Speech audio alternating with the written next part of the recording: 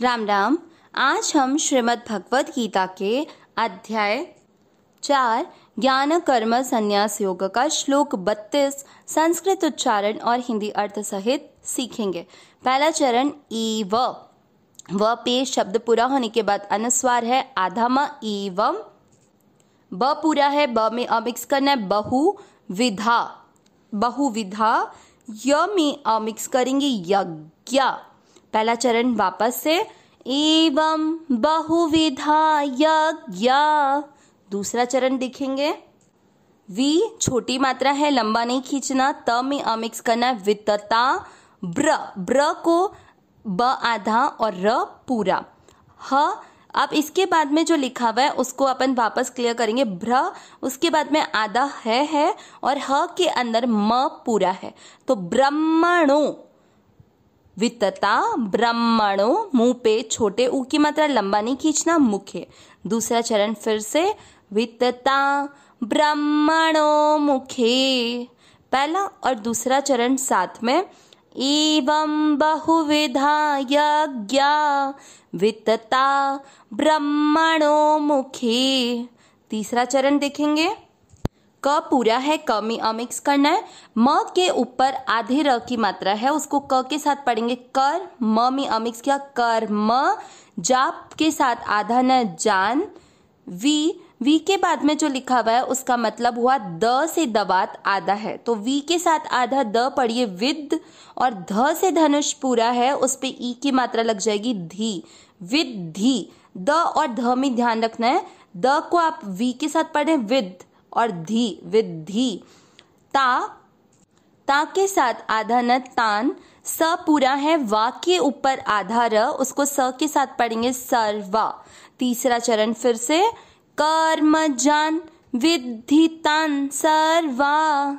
चौथा चरण देखेंगे, नेव शब्द पूरा होने के बाद व पे अनुस्वार, नेवम ज्ञा आधे त के साथ वा, ज्ञात्वा विमोख, मो के साथ आधा क विमोख और आधा श। देखिए यहाँ पर आधा क भी आधा और श से षटकोण भी आधा है, आधा क और आधा श मिलकर आधा क्षत्रिय बनाते हैं। आपको केवल क्लियर करने के लिए आधे क को मो के साथ कर दिया और आधे श को य पूरे के साथ कर दिया, तो श से श और स इनका उच्चारण ध्यान रखना है, विमोक्ष से। चौथा चरण फिर से नीवम ज्ञात्वा विमोक्षसे। तीसरा और चौथा चरण साथ में कर्म जान विद्धितान सर्वा नीवम ज्ञात्वा विमोक्षसे।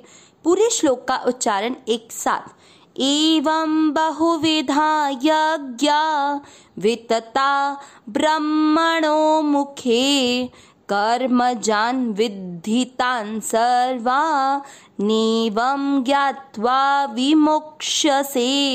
एक बार फिर से, एवं बहुविधा यज्ञ वितता ब्रह्मणो मुखे कर्म जान विद्धितान सर्वा नीवं ज्ञात्वा विमोक्षसे।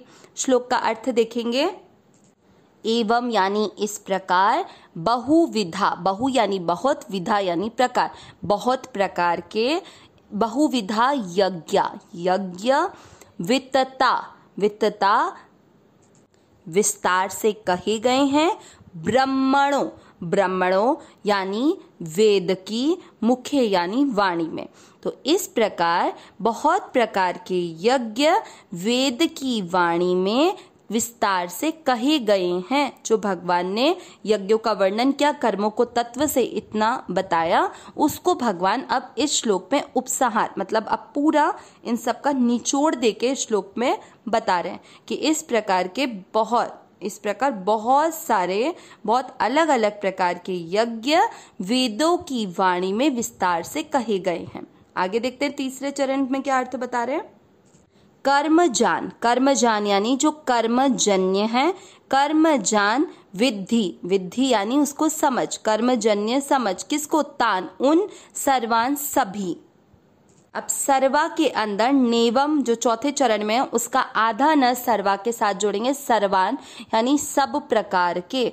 तो कर्मजन्य समझ उन सब प्रकार के यज्ञों को। आगे नेवम में न में एक ही मात्रा है तो एवं, एवं यानी इस प्रकार, ज्ञातवा जानकर, किसको, जो यज्ञों को कर्मों को तत्व से भगवान ने बताया ना, उस यज्ञ को जानकर, विमोक्ष से, विमोक्ष से यानी मुक्त हो जाएगा। तो इस प्रकार तो उनको जब कर्मजन्य जानेगा, जो सब प्रकार के अलग अलग प्रकार के यज्ञ वेदों की वाणी में जो विस्तार से कहे गए हैं उन सब को तू कर्मजन्य जानकर उनको करेगा, तो ऐसा जानकर तू मुक्त हो जाएगा।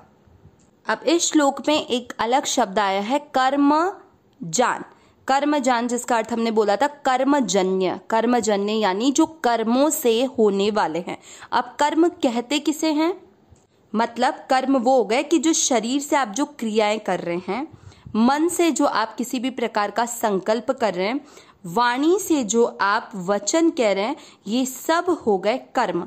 और ये सारे यज्ञ जो अपन ने 24वें श्लोक से 30वें श्लोक के पूर्वार्ध भाग तक देखे थे, और उसके अलावा भी कई प्रकार के यज्ञ जो वेदों की वाणी में विस्तार से कहे गए, उन सभी यज्ञों के लिए भगवान कह रहे हैं कि वे सभी कर्मों से होने वाले हैं, मतलब इस शरीर से होने वाली क्रिया से होने वाले हैं, या फिर वाणी से जो वचन निकल रहे हैं उनसे होने वाले हैं, या मन के द्वारा जो संकल्प लिया जाता है उससे होने वाले हैं।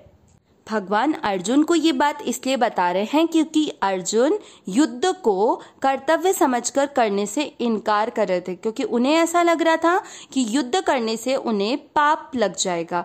लेकिन भगवान अर्जुन को बोल रहे हैं कि इस कर्म को करते हुए तू निर्लिप्त रह, मतलब इसको कर्म को करते हुए भी कर्ता मत बन, केवल संसार के हित के लिए इस कार्य को कर, समता की स्थिति को लेकर अगर ऐसा करते हैं तो हम उस कर्म से मुक्त हो जाएंगे। इसीलिए भगवान यहाँ बोल रहे हैं कि इस प्रकार के बहुत से यज्ञ वेदों की वाणी में विस्तार से कहे गए हैं, इन सब को तुम कर्मजन्य समझो, मतलब कर्मों से होने वाला समझो, और ऐसा जानकर तू स्वतः ही मुक्त हो जाएगा।